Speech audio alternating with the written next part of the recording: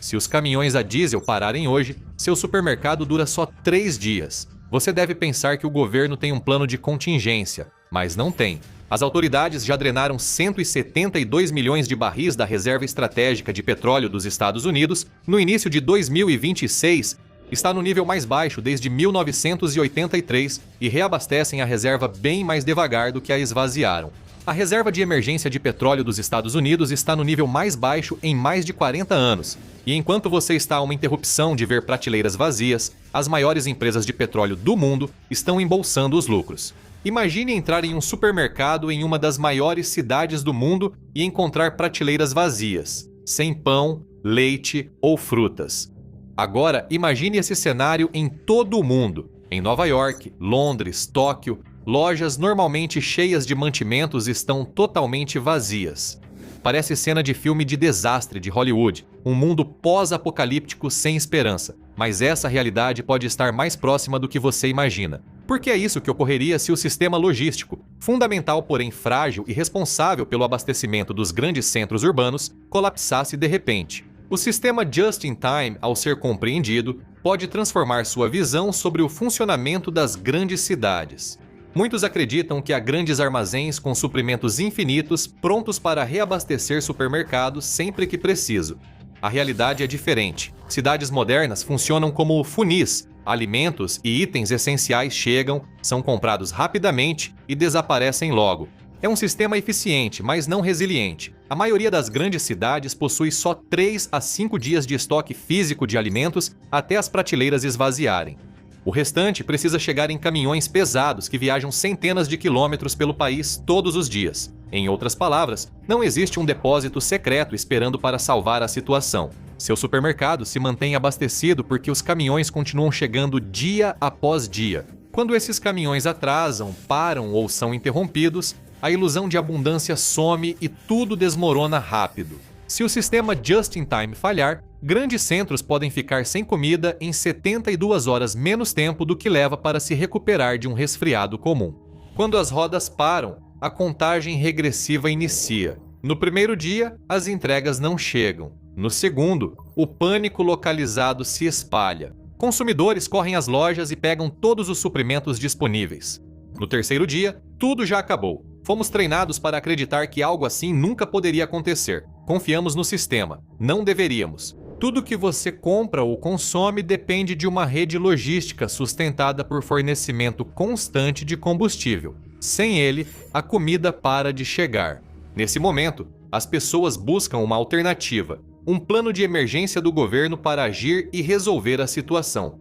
E existe, mas infelizmente já foi saqueado. O governo dos Estados Unidos não ignorava os riscos do sistema logístico. Eles notaram que uma crise global de petróleo ou falta de combustível poderia colapsar o transporte e deixar milhões de americanos em risco de morrer de fome. Eles criaram uma rede de segurança, a Reserva Estratégica de Petróleo dos Estados Unidos, ou SPR.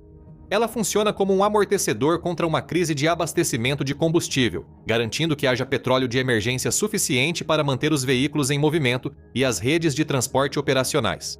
Outros países possuem reservas estratégicas, mas os Estados Unidos sempre tiveram uma das maiores. Em sua capacidade máxima, ela pode armazenar 714 milhões de barris guardados em enormes cavernas subterrâneas de sal, ao longo da costa do Golfo do Texas e da Louisiana. Essas cavernas ainda estão longe de cheias, nem mesmo pela metade. No fim de junho de 2026, a Reserva Estratégica de Petróleo dos Estados Unidos tinha apenas 330 milhões de barris, o menor nível em mais de 40 anos. Só em 1983 a reserva esteve tão baixa. Por décadas, o governo acumulou esse estoque de emergência, somando centenas de milhões de barris. Então, quase da noite para o dia, uma grande parte dela desapareceu. No início de março, o governo autorizou a liberação de 172 milhões de barris. Isso foi uma resposta direta à guerra no Irã, que fez os preços do petróleo dispararem após o fechamento do Estreito de Hormuz pelos militares iranianos. 20% do suprimento mundial de petróleo foi interrompido de forma dramática. Esse era exatamente o tipo de situação para o qual a Reserva Estratégica de Petróleo foi criada.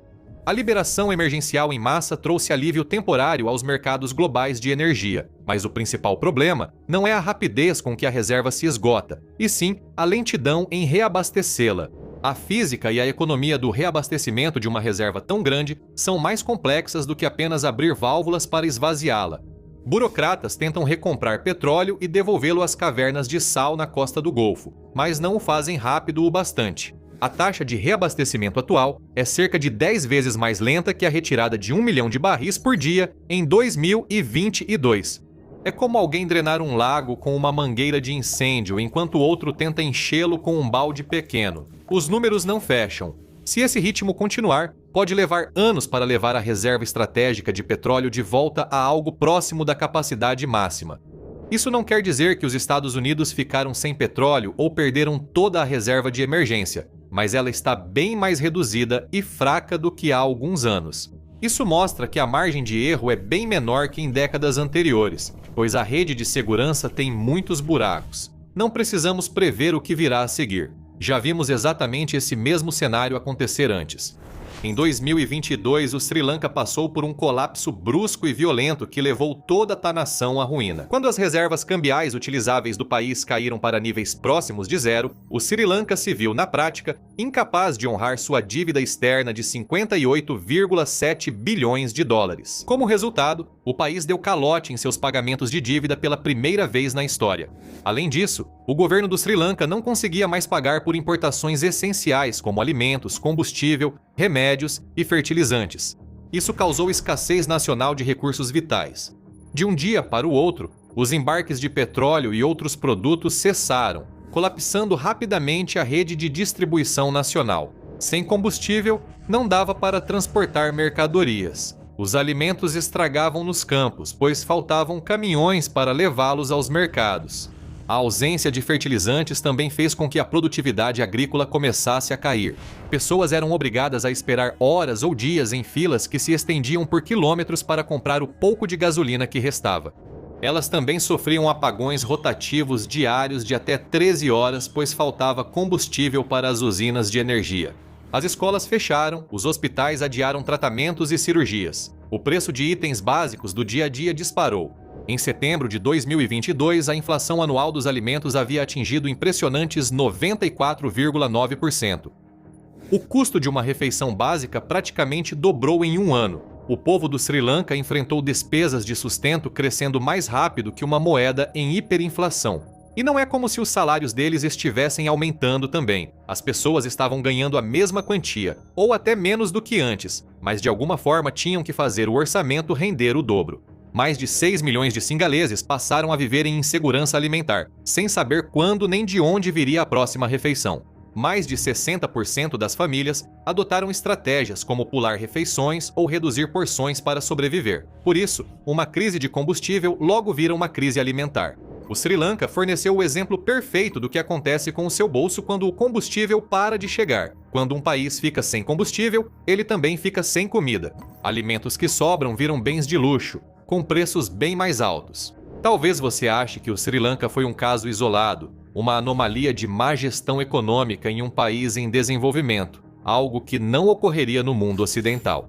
Você está enganado. As vulnerabilidades sistêmicas que causaram a crise no Sri Lanka também existem nos Estados Unidos, no Reino Unido e em outros países, independentemente de status ou posição econômica. A noção de que países ricos podem diminuir riscos ao migrar para sistemas mais fortes e inteligentes é fundamentalmente falha. Somos constantemente informados de que novas tecnologias estão prestes a resolver nossos maiores problemas, que a próxima grande inovação tornará nossas vidas mais fáceis, seguras e menos vulneráveis a crises.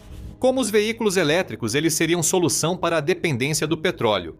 A cada ano, há mais veículos elétricos nas garagens, mais SUVs elétricos nas rodovias e mais manchetes prevendo o fim do carro movido a gasolina. A era do petróleo está chegando ao fim. Isso é um mito, e os dados comprovam. As vendas globais de veículos elétricos crescem e já batem recordes em vários países. Sim, os governos estão elaborando planos para eliminar gradualmente os veículos com motores de combustão interna e oferecendo incentivos para que as pessoas comprem veículos elétricos. Mas, em junho de 2026, os veículos elétricos representam apenas 5% da frota global de veículos de passageiros e quase 0% dos setores pesados do transporte marítimo e da aviação. Embora haja mais veículos elétricos nas ruas, A maioria é usada por famílias em trajetos matinais e compras. Poucos deles são usados nos setores que sustentam a sociedade moderna. Caminhões, aviões e navios que transportam mercadorias dependem quase totalmente de combustíveis derivados de petróleo. Vai continuar assim no futuro previsível. Cerca de 80% de todo o comércio global é transportado por uma vasta frota marítima que, na prática, é o sangue vital da civilização do século XXI. E 99% dessa frota precisa de óleo para se mover uma única milha. Navios cargueiros precisam de combustíveis à base de petróleo, como óleo combustível pesado, ou HFO, e óleo diesel marítimo, MGO, em quantidades enormes. Achar que todos vão mudar para a energia elétrica de repente é fantasia. Hoje não há bateria grande ou potente o bastante para permitir viagens transoceânicas desses gigantes. As mesmas limitações também se aplicam à aviação. Aviões de carga que levam suprimentos valiosos ou urgentes, como produtos farmacêuticos, consomem grandes quantidades de combustíveis derivados de petróleo. Não há frota elétrica para substituí-los. Ao entender isso, o perigo real de uma crise global de combustíveis fica mais evidente. Um esgotamento total do petróleo é, na prática, um botão de deletar para a economia global como a conhecemos. Se o petróleo parar de fluir, tudo para de se mover. O aumento da popularidade dos veículos elétricos não tem influência nisso. Isso significa que os sistemas logísticos dos quais dependemos precisam competir por uma quantidade cada vez menor de petróleo. Com o aumento da competição, o custo da energia deve chegar a um ponto crítico inédito. Analistas de energia e especialistas financeiros como o Goldman Sachs frequentemente mencionam o limite de destruição da demanda. Há um momento em que o preço de um produto fica alto demais para os consumidores absorverem. Assim, eles mudam seu comportamento de forma drástica e duradoura para diminuir o consumo dessa mercadoria, e a atividade econômica passa a declinar. Compras são adiadas, viagens reduzidas e investimentos desaceleram. A empresa de pesquisa e consultoria Wood Mackenzie acredita que o limiar de destruição da demanda por petróleo está entre 125 e 150 dólares por barril. Assim que entramos nessa faixa, tudo muda. Isso ocorre porque o custo de energia para transportar fisicamente um produto por oceano, ferrovia ou rodovia é maior que a margem de lucro do produto. Imagine um produto passando pela cadeia global de suprimentos. Ele precisa ser fabricado, embalado, armazenado e enviado pelo mundo todo. Depois ele vai de caminhão ao armazém, chega à loja e é vendido para você. Cada etapa tem custo. Enquanto o combustível for barato, todos lucram.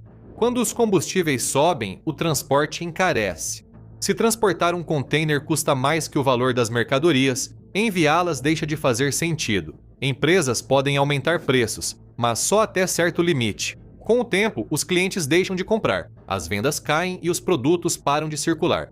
É aí que o motor econômico começa a engasgar. Não porque o mundo ficou sem produtos, mas porque ficou caro demais para transportá-los. Esse fenômeno não para por aí, ele se espalha pela sociedade, afetando principalmente as classes média e trabalhadora. Enquanto o petróleo mantiver um preço dentro ou acima da faixa de 125 a 150 dólares, o crescimento do PIB global se retrai e, de repente, bens básicos que antes eram baratos e acessíveis passam a parecer compras de luxo. Famílias precisam calcular mentalmente no supermercado o que podem comprar, e a estabilidade no emprego também é impactada.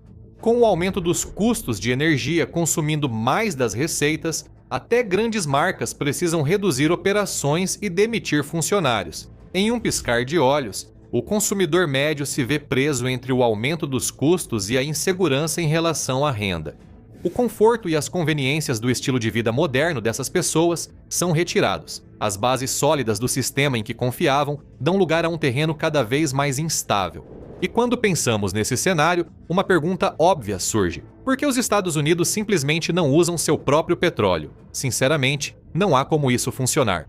Os Estados Unidos são frequentemente exaltados como um colosso do setor de energia, com taxas de produção doméstica e níveis de exportação atingindo recordes nos últimos anos. É fácil supor que os campos de petróleo do Texas e do Novo México deveriam fornecer combustível mais do que suficiente para proteger o mercado interno, mesmo em casos de escassez global. Só que isso não é verdade.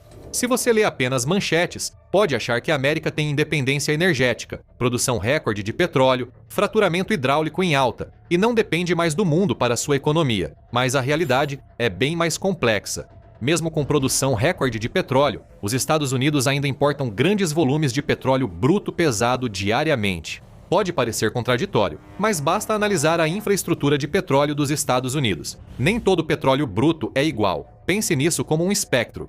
Em uma ponta está o petróleo bruto pesado, grosso, pegajoso e cheio de impurezas. Transformá-lo em combustíveis como gasolina e diesel exige refinarias grandes e complexas. Na outra ponta, o petróleo bruto leve é mais fino e fácil de processar. Não são apenas graus diferentes do mesmo produto. Eles agem de forma diferente, exigem refino distinto e nem sempre são intercambiáveis. É aí que surge o problema.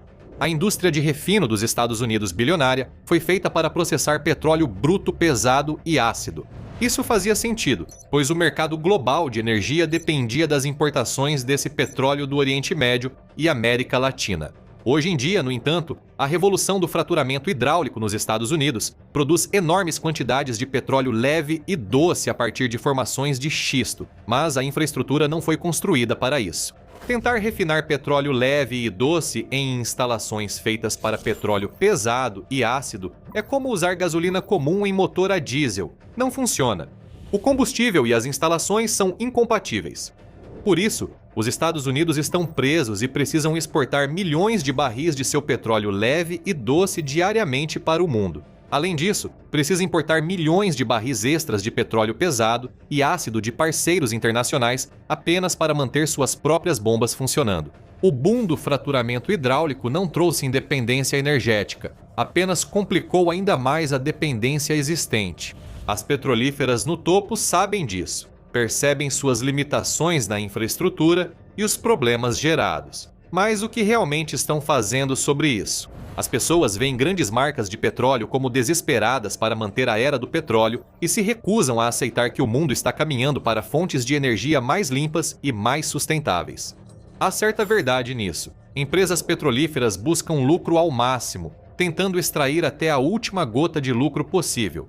Não é porque querem impedir a transição ou acham que podem vender petróleo para sempre. Sabem que os dias estão contados e por isso planejam suas estratégias de saída. Basta seguir o dinheiro. Shell e pressão arterial financiam projetos de captura de carbono, constroem infraestrutura de energia alternativa e se preparam para o futuro. O dinheiro antes investido em novos campos de petróleo e expansão da perfuração agora é usado para preparar o futuro sistema energético. Eles não estão fazendo isso por bondade. Não é uma tentativa altruísta de se redimir pelos erros do passado e ajudar a salvar o planeta. É uma forma de essas mesmas empresas que dominam o setor de energia há décadas manterem seu monopólio pelo maior tempo possível. Eles veem que o sistema atual, dependente do petróleo, é falho, insustentável e caminha rapidamente para um colapso. Eles sabem que, ao ultrapassar o limite de destruição da demanda, não haverá retorno. Nesse ponto, o petróleo se tornará fisicamente impossível de extrair ou economicamente inviável de extrair, ou ambos. Assim, as grandes do petróleo deveriam se tornar obsoletas. Se comprarem cedo infraestrutura suficiente da nova geração, consolidam um sistema onde seguimos dependentes das grandes corporações, apenas de outra forma. Essa é a nova realidade geopolítica. As empresas de petróleo contribuem para um mundo onde sociedades modernas operam com margens reduzidas e dependem de pequenas reservas e poucos dias de estoque de comida e combustível. Com a deterioração das redes de segurança e estoques nos menores níveis em décadas, os mesmos atores da indústria já se reposicionam para o próximo passo, não saindo do sistema, mas se tornando donos dele.